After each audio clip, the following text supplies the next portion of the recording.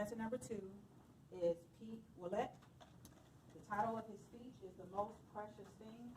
Pete Willett, The Most Precious Thing.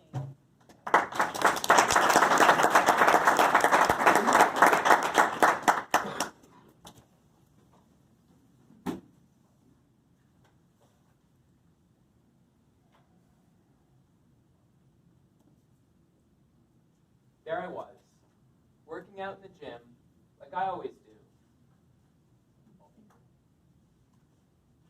But then, my cell phone rang. It was a number from Maine that I didn't recognize. My father lived there at the time, so I thought it might have been him calling from a new number. However, I would quickly find out that this is one of those phone calls that would forever change the course of the rest of my life. Good evening, fellow Toastmasters. Welcome, guests. I'm here tonight to talk with you about a profoundly life-changing experience. I would also like to talk with you a little bit about what I like to call the most precious thing, and what I learned about that through this experience. Now let us return to that fateful day this past July. I picked up the phone, and on the other end was a detective from the Somerset County Sheriff's Office in Maine. He said to me, "We found your father." I now realize that I didn't lose my father then, or the week before when he decided to take his own life. No. I lost my father about 10 years prior when I realized his chaotic, bipolar, self-medicating life was no longer healthy for me. When I came to this conclusion, I began to distance myself from him. To do this, I moved away from home, far away. I also realized that I could not change or control my father, and that offering my advice to him was becoming detrimental to my own mental and physical well-being. Because of the chaos and the challenge that I faced in my father and I's relationship that I became interested in what I like to call the most precious thing. I believe the most precious thing in our life is a human relationship that functions well. It's because of the dysfunction that I faced in my life in many of these interactions, I became very interested in what the fundamental underpinnings are that makes these interactions function properly. It wouldn't be until this past summer that I would meet a mentor who would shine light on why my father and I had such a rocky relationship. He explained to me that we all reside on a spectrum, and where we sit along that line will determine how well we will do in a relationship. On the one end, there's dysfunction. Here, we tend to be emotionally dependent. We rely on others for our sense of self. We base our decisions on emotional pressures, we're emotionally reactive, and when we deal with people that we do not readily get along with, we tend to distance ourselves, and with the worst case, we cut people out of our lives completely.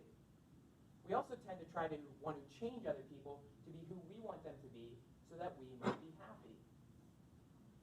On the other end of this spectrum is functionality. Here, we tend to be self-defining and self-differentiating.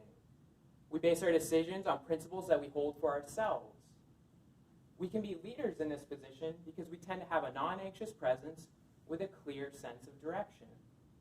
And when we interact with people that we do not readily get along with, we can stay respectfully connected with those who are different than us. And finally, we tend to hold the mindset of, I don't need you to change for me to be happy. Now, after learning all of this, what was immediately apparent to me was my father was emotionally reactive, he tried to change other people, and he distanced me emotionally because he did not know how to deal with our relationship. Now, I do not blame my father because his father took his life when my father was only 13. So this is a pattern, and my father didn't know what the most precious thing was. He didn't know how to form healthy human relationships. So we didn't have a strong emotional bond. And perhaps that's why you're feeling me be a little distant when I present this topic. Now, What might we be able to learn from such a tragedy? I'm thinking it is of paramount importance that we realize we must take the personal responsibility necessary to develop ourselves into the best version of who we can be so that we might be capable of loving another. I'm thinking that love is the strong connection that bonds healthy human relationships. We can strengthen this through 3 primary steps. The first is developing self-love. Here, if we realize we did not create ourselves or our flaws, I think that can create space in which self-love can flourish. 2, cultivating love of another. If we realize the other person did not make themselves or their flaws either, perhaps some acceptance and forgiveness can come into play for their perceived wrongdoings. 3rd, and finally, realizing that we cannot change or control others is useful. We can come to the table and offer our advice and guidance, but in the end, the onus is on the other person for their actions and their well-being. I think if we keep these 2 things in mind, it can help us to cultivate acceptance and empathy toward others, the 2 building blocks of love, with love the glue that binds together healthy, functioning human relationships. Now, in the end, I realized there's nothing I could have done to save my father. He did teach me about the most precious thing, with that being the importance of human relationships that function properly. He did not know how to have relationships that function properly, so we didn't have a strong emotional connection. I looked to other people and other sources to figure out how to do that.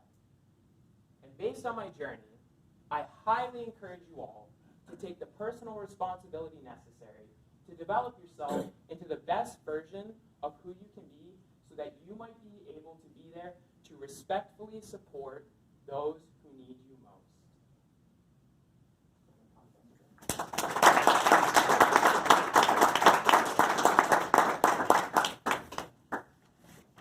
A minute of silence for the judges to complete their ballots.